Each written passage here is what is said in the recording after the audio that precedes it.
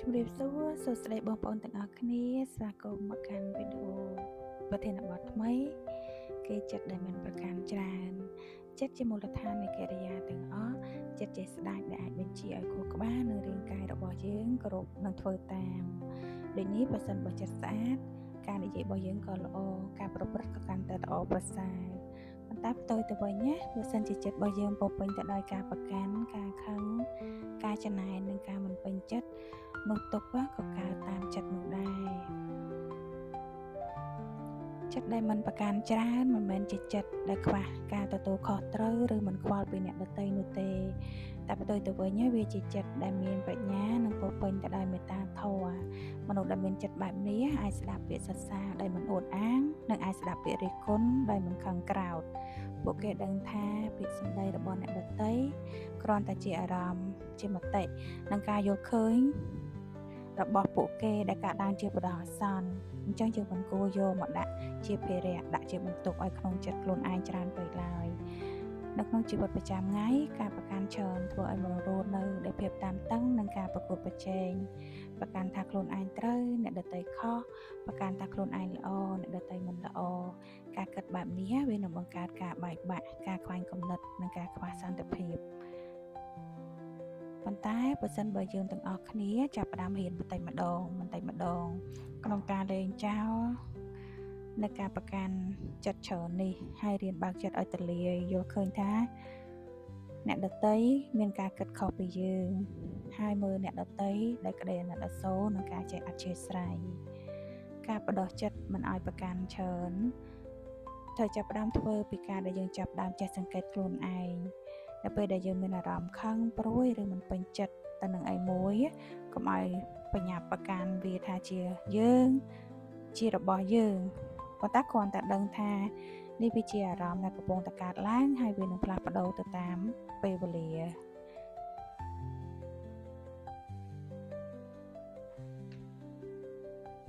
ចិត្តដែលមិនប្រកាន់ច្រើនមិនមែនជាចិត្តដែលបោះបង់កាតព្វកិច្ចឬរស់នៅដោយមិនគិតគូរមិនមានគម្រោងមិនមានផែនការក្នុងការរស់នៅនោះទេប៉ុន្តែវាជាចិត្តដែលមានការទទួលខុសត្រូវខ្ពស់ហើយមិនបណ្ដោយអារម្មណ៍អវិជ្ជមានដឹកនាំបានដោយងាយមនុស្សដែលមានចិត្តបែបនេះអាចធ្វើការយ៉ាងអស់ពីសមត្ថភាពប៉ុន្តែពួកគេមិនជាប់ចិត្តទៅលើលទ្ធផលទាំងស្រុងទេពីព្រោះគ្រាន់តែខំធ្វើការឲ្យបានល្អប្រសើរដោយសារយើងដឹងថាលទ្ធផលកើតឡើងតាមបច្ច័យមិនមែនតាមតែបំណងរបស់យើងមកពុកទេក្នុងសង្គមមនុស្សការប្រកាន់ច្រើនជាហេតុនាំទៅរោគចំនួនការជ្រុះប្រកែកយកត្រូវរៀងខ្លួនការប្រកាន់បែបនេះបង្កើតការបែងចែកនិងការឈឺចាប់ជារឿយប៉ុន្តែបើសិនបើយើងទាំងអស់គ្នាចេះកាត់បន្ថយការប្រកាន់ច្រើនហើយយើងរៀនបើកចិត្តឲ្យទូលាយទទួលស្គាល់ភាពខុសគ្នាទទួលដឹងឮថាបុគ្គលបែបណាដែលយើងគួរបកស្រាយបុគ្គលបែបណាដែលយើងមិនគួរតបតមិនគួរសូម្បីតែចំណាយពេលជាមួយត្រឡប់មកវិញការបណ្ដោះចិត្តឲ្យមិនប្រកាន់ច្រើនមិនកើតឡើងភ្លាមបានទេវាត្រូវការប្រខាតជាបន្តបន្ទាប់នៅក្នុងជីវិតប្រចាំថ្ងៃមនុស្សអាចអនុវត្តចិត្តមិនប្រកាន់ច្រើនដោយការសង្កេតការតាមឲ្យទាន់អារម្មណ៍ខ្លួនឯងជានិច្ចនៅពេលខឹងត្រូវឲ្យដឹងថាអានឹងវាគ្រាន់តែជាការខឹងឯងមិនមែនខ្ញុំខឹងទេហើយនៅពេលដែលមានការថប់អារម្មណ៍ការព្រួយឡើងមកក៏ត្រូវចាប់ឲ្យទាន់ដឹងថាអានឹងវាគ្រាន់តែជាអារម្មណ៍ដែលព្រួយទេទុកឲ្យវាកន្លងផុតទៅតាមពេលវេលាទៅតាមធម្មជាតិចោះការដឹងបែបនេះនឹងជួយឲ្យចិត្តរបស់យើងមិនជាប់គាំងមិនតូតុនខ្លាំងហើយឲ្យយើងអាចចេះប្រឡែងចោលនៅសម្ពាធដែលវាធ្ងន់ខ្លាំងនៅក្នុងចិត្តរបស់យើងការដែលយើងអាចលែងចោលការប្រកាន់បានហ្នឹងវាជាជ័យជំនះមួយមិនមែនថាយើងឈ្នះអ្នកដទៃទេប៉ុន្តែយើងអាចឈ្នះចិត្តខ្លួនឯង